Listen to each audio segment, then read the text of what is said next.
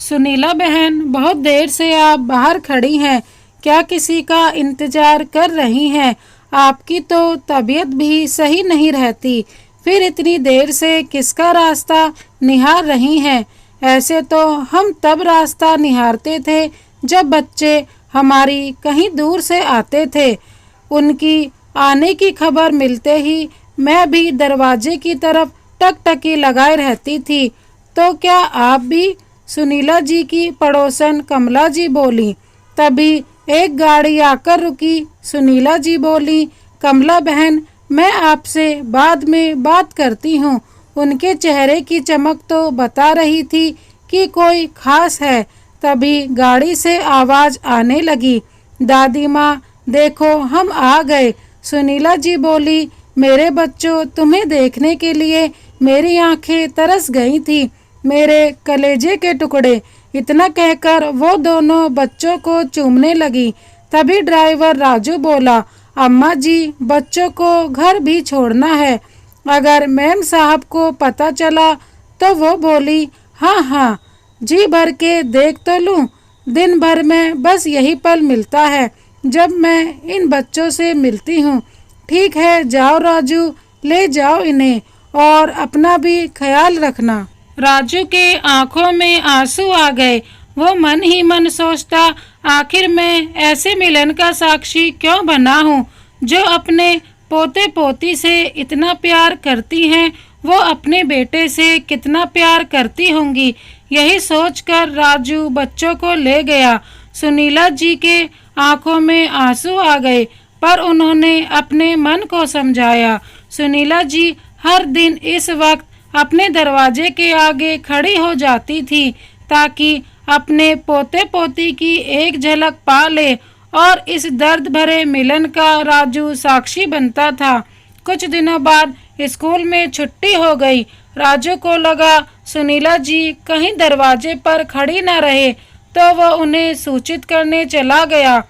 उसे देख सुनीला जी बोली, बेटा राजू, तुम आओ, मैं तो पूरे दिन खाली बैठी रहती हूँ। अच्छा लगा आज तुम आए, आज तुमसे जी भर के बातें करूँगी।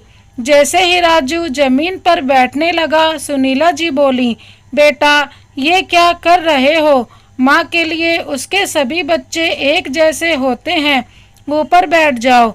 उनके बार बार कहने के बाद राजू ने वहीं रखी एक कुर्सी को खींचा और बोला, अम्मा, मैं आपको ये बताने आया था कि बच्चों की स्कूल में लंबी छुट्टी होने वाली है, तो शायद अब इस रास्ते से ना गुजरूं। सुनीला जी उदास हो गईं।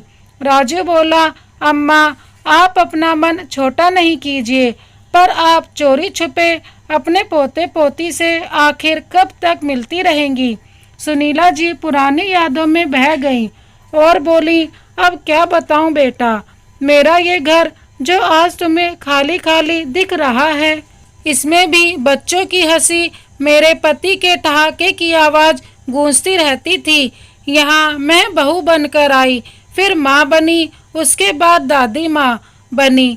पर वो कहते हैं ना, समय बहुत बलवान होता है, जब वो अच्छे दिन दिखाता है तो बुरे दिन भी दिखाता है।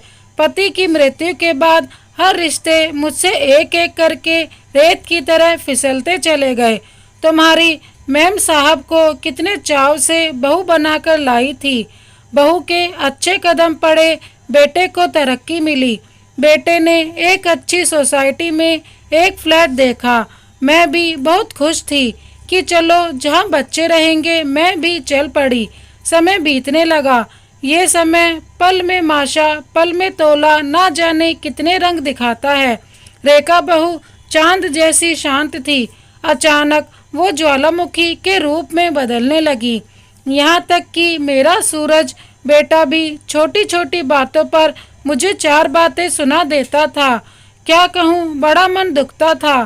फिर मैं सोचती थी, मैं माँ हूँ, मेरे लिए तो मेरे बच्चे बहुत अनमोल हैं, पर उन्हें मेरा कुछ भी बोलना पसंद नहीं था, तो मैंने भी चुप्पी साध ली। रेखा को घर के लिए फुर्सत ही नहीं थी, वो अपनी पार्टियों में लगी रहती थी। एक दिन 10 बज गए थे। रेखा पार्टी से लौटकर नहीं आई तो सूरज इंतजार कर रहा था। उसके चेहरे की परेशानी सुनीला जी भली भांति समझ रही थी, पर करती भी क्या।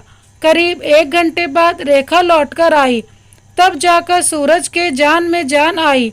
सुनीला जी से रहा नहीं गया और वो बोली, बहू इतनी रात गए बाहर रहना अच्छी बात नहीं है। अच्छे घर की बहू बेटियां क्या इतनी रात लौटकर आती हैं? अरे मेरा नहीं, सूरज का ही सोच लेती। जमाना कितना खराब है, फिर तुम ऐसी लापरवाही कैसे कर सकती हो? सुनीला जी का कहना फिर तो भूचाल आ गया। उस दिन रेखा को न उम्र दिखी न लिहाज दिखा। कितना कुछ खरा खोटा सुनाया और गुस्से में अपने कमरे में चली गई।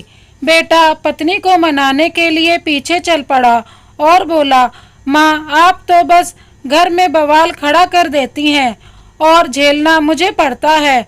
माँ को समझ जाने की जगह 4 बात सूरज ने माँ को ही सुना दी और चला गया। माँ जाते हुए बेटे को देखकर सोचने लगी, आखिर मेरी गलती क्या है? क्या मैं अपनी बेटी को इस तरह नहीं बोलती? अरे हम औरतों को अपनी सुरक्षा का ख्याल तो खुद ही रखना चाहिए। इस बात के लिए बेटे बहू 1 हफ्ते तक उनसे नाराज रहे और वो बस इतना ही सोचती थी कि क्या कोई माँ अपने बच्चों के लिए बुरा सोचेगी। एक दिन वो सूरज से बोली, बेटा मुझे मंदिर में चढ़ावा चढ़ाना है, मुझे कुछ पैसे दे दो। बेटा कुछ कहता उससे पहले बहू बोली, पैसे क्या पेड़ पर उगते हैं? सुनीला जी ठहरी स्वाभिमानी औरत। उन्होंने उसके बाद बेटे से कुछ नहीं कहा। उनके पास जो थोड़े बहुत पैसे थे उससे उन्होंने अचार बनाना शुरू किया। फिर धीरे धीरे 2-4 पैसे भी आने लगे। अब बेटे से पैसे मांगने की जरूरत नहीं पड़ती थी। ये बात रेखा से बर्दाश्त न हुई। एक रोज बहू चिल्लाई, पूरे घर में अचार की बदबू आती है। ऊपर से कोई ना कोई अनजान अचार लेने के बहाने घर पर आ जाता है। सूरज बोला, माँ मुझे चैन से जीने दीजिए। आपने जो ये रायता फैलाकर रखा है उसे बंद कीजिए। वो हैरान हो गई। बेटा बहू को समझाने की जगह माँ को ही 4 बातें सुना दी। समय बीता, रेखा के 2 बच्चे हुए। सुनीला जी की खुशी का ठिकाना नहीं था। उन्हें लगा बच्चा होने के बाद रेखा का स्वभाव बदलेगा, पर ऐसा कुछ नहीं हुआ। जब भी वो बच्चों से प्यार करती, रेखा के चेहरे का रंग बदल जाता था। सच कहा है किसी ने, बच्चे मन के सच्चे होते हैं। दोनों बच्चों को दादी से बहुत लगाव था। पूरा दिन दादी दादी की रट लगाए रहते थे और वो भी अपना प्यार उन पर लुटाती थी। एक रोज बेबात रेखा ने घर में हंगामा खड़ा किया और सूरज से बोली, तुम्हारी माँ की वजह से मेरा बेटा बिगड़ता जा रहा है। मेरी एक बात नहीं सुनता है और ये सब तुम्हारी माँ सिखाती है। बहू के मुंह से ऐसी कड़वी बातें सुनकर सुनीला जी का दिल भर आया और बेटा पत्नी को समझाने की जगह माँ को सुनाने लगा। बेचारी माँ अपमान के घूंट पीकर भी बच्चों के साथ बनी रही। एक दिन रेखा बाहर निकल रही थी। उसकी नज़र सास पर गई तो वो बोली, बहू जल्दी लौटकर आना, बच्चे आ जाएंगे। अचानक रेखा का पैर मुड़ा और वो गिर पड़ी। फिर क्या था, आपकी बुरी नज़र हमेशा मुझ पर रहती है। अच्छी भली मैं जा रही थी, आपने टोक क्या दिया? देख लो मेरे पैर की क्या हालत हो गई। अरे पहले मेरे बच्चों के खाने पर नज़र रखती थी, अब मुझे भी नज़र लगाने लगी। हे भगवान, मेरी फूटी किस्मत, मुझे हर रोज़ ये शक्ल देखनी पड़ती है। सुनीला जी हैरान रह गई, पर हद तो तब हुई जब अपने बेटे ने उन्हें आघात दिया। माँ, यहाँ ना तो तुम्हारी सेवा होती है, ना मन की शांति मिलती है और हर रोज घर में कुछ ना कुछ बखेड़ा खड़ा हो जाता है। मैं आपके रहने का इंतजाम वृद्धाश्रम में कर देता हूँ। बेटे की ये बात सुनकर वो सोचने लगी, हे धरती तुम फटो और मैं समा जाऊं। उस दिन सुनीला जी को खून के रिश्ते से भरोसा उठ गया और उन्होंने अपने बेटे को साफ साफ शब्दों में कह दिया, मैं अब तुम्हारे साथ नहीं रह सकती। मैं सम्मान की 2 सूखी रोटी खा लूंगी पर अपमान से जी नहीं सकती। मैं तुम्हारी माँ हूँ, कोई सामान नहीं जो तुम चलते फिरते मुझे ठोकर मारते रहो। इतना कहकर वो अपना सामान रखी और अपने पुराने घर जाने लगी। तो दोनों बच्चे दादी को देख रहे थे। वो चली तो आई, परंतु अपने पोते पोतियों के लिए तड़पती रहती थी। उनकी एक झलक दिख जाए इसलिए वो स्कूल से वापसी का इंतजार करती थी। ये सिलसिला 2 सालों से चल रहा था। जब वो पूरे परिवार के होते हुए भी अकेले जीवन काट रही थी, अचानक से राजू की आवाज ने उन्हें पुराने दौर से वापस लाया। अम्मा जी, पर आप इस घर में अकेले कब तक रहेंगी? वो बोली, बेटा अब तो आदत सी हो गई है, बस भजन कीर्तन में लगी रहती हूँ। लगता है अब भगवान ही इस भव सागर से पार लगाएंगे। बातों बातों में खाने का समय हो गया। वो बोली, राजू मैं अभी आती हूँ। फिर वो 2 रोटी और अचार लेकर आई और बोली, बेटा इसे खा ले, मैं समझूंगी मैंने सूरज को खिला दिया। राजू उनकी ममता को देखकर मना नहीं कर पाया और उनके साथ बैठकर खाना खा लिया। फिर बोला, अम्मा जी ये अचार तो बहुत स्वादिष्ट है, सच में आपके हाथों में तो बहुत हुनर है। वो हंसकर बोली, बेटा अपने लिए 56 भोग कौन बनाएगा, तो कभी कभी अचार रोटी से ही काम चला लेती हूँ। पड़ोस की बहुत सी महिलाएं मुझसे अचार बनवाती हैं और बदले में पैसे और थोड़े से वही अचार छोड़कर चली जाती हैं, तो एक पंथ 2 काज हो जाते हैं। उन्हीं पैसों से मेरा गुजारा भी हो जाता है। राजू उनके हाथों का खाना खाकर खुद को भाग्यशाली समझ रहा था। इस परदेश में माँ के हाथों की रोटी मिलना कम बात नहीं है। जब वो जाने के लिए खड़ा हुआ तो सुनीला जी ने एक डब्बा अचार उसे देते हुए बोली, तुझे अचार पसंद आया तो मेरा आशीर्वाद समझकर ले जा बेटा, मुझे भी अच्छा लगेगा। खुश रहो। एक रोज राजू को ऐसी बात पता चली कि वो उदास हो गया और उसे लगा कि ये बात सुनीला जी को पता होनी चाहिए। दूसरे दिन उसकी छुट्टी थी। वो सुनीला जी के दरवाजे पर गया। राजू को देखते ही बोली, अरे राजू, क्या बच्चों का स्कूल खुल गया है? क्या कल से वो स्कूल जाएंगे? राजू चुप था। वो बोली, क्या बात है राजू, तुम चुप क्यों हो? राजू बोला, अम्मा जी अब आपसे क्या छुपाऊं, मैम साहब ने दोनों बच्चों को हॉस्टल भेज दिया है, अब वहीं रहेंगे। सुनीला जी बोली, क्या मेरे बच्चों को हॉस्टल भेज दिया?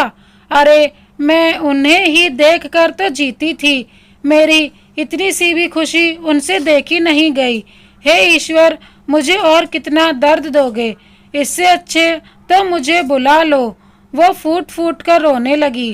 राजू ने उन्हें सांत्वना दी कि मैं कुछ भी करके आपको दोबारा आपके पोता पोती से मिलवाने की कोशिश करूँगा।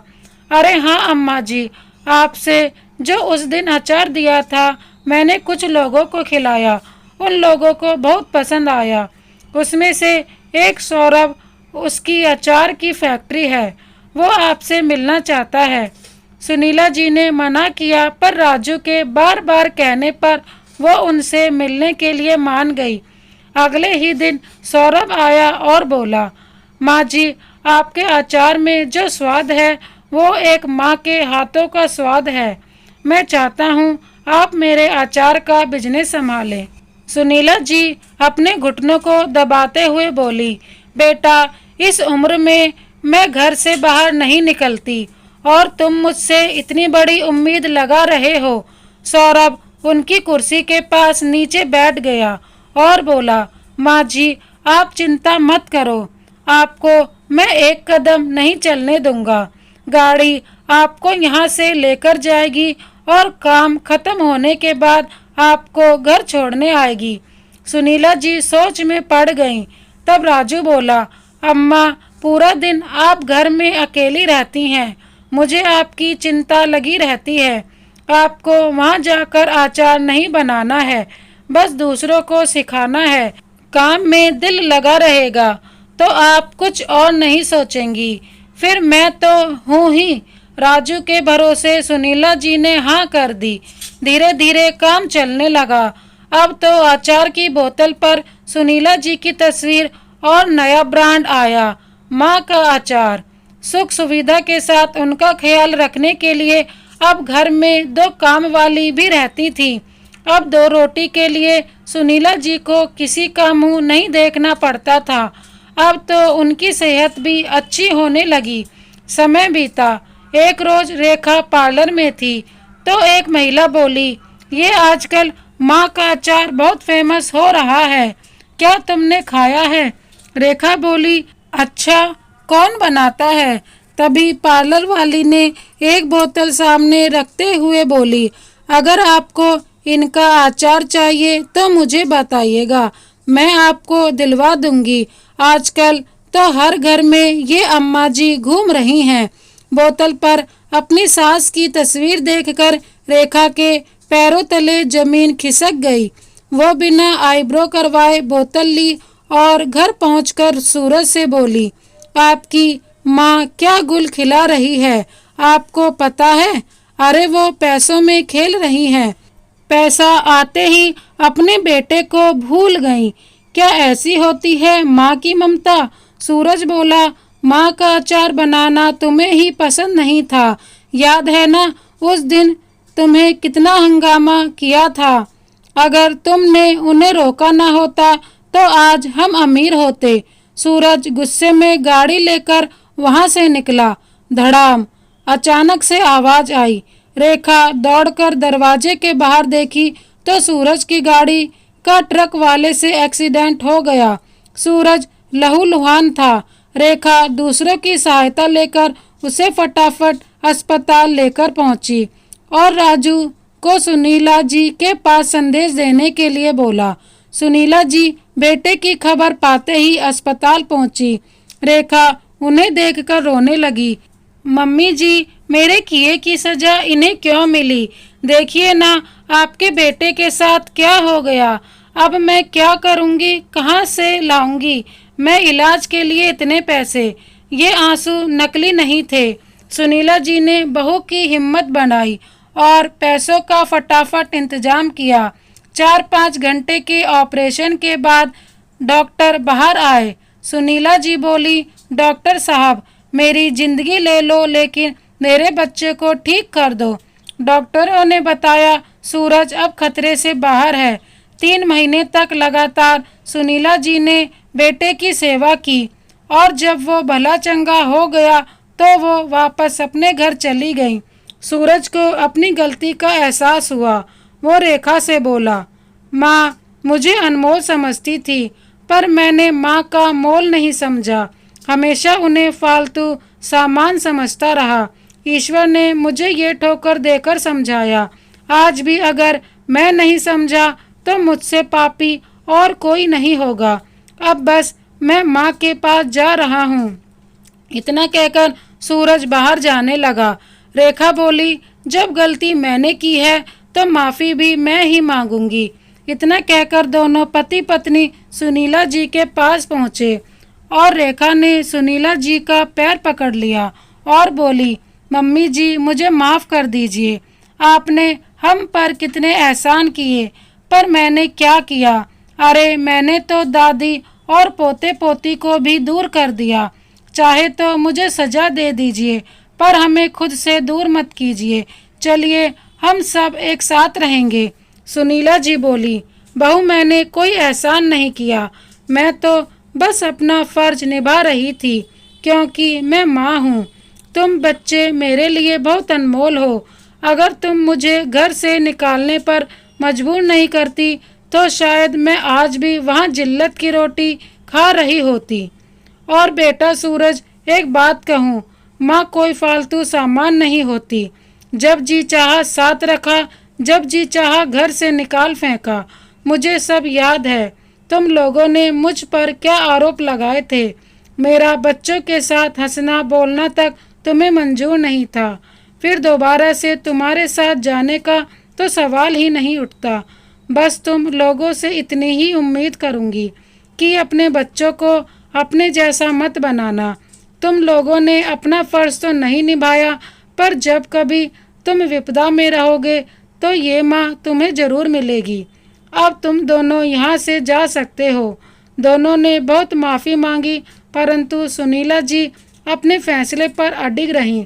तभी राजू बोला, मैडम जी, जहाँ माँ की इज्जत ना हो वहाँ मैं काम नहीं कर सकता। अचार रोटी खा लूँगा परंतु वफादारी निभाऊंगा। सुनीला जी बोली, चलो राजू, बहुत सारे बच्चे मेरा इंतजार कर रहे होंगे।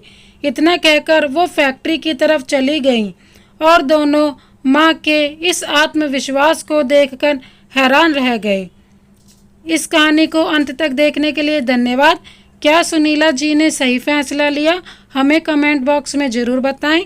इसी तरह की कहानी देखने के लिए हमारे चैनल को सब्सक्राइब कर बेल आइकन को प्रेस कर दीजिए। Thank you so much. Vande Mataram.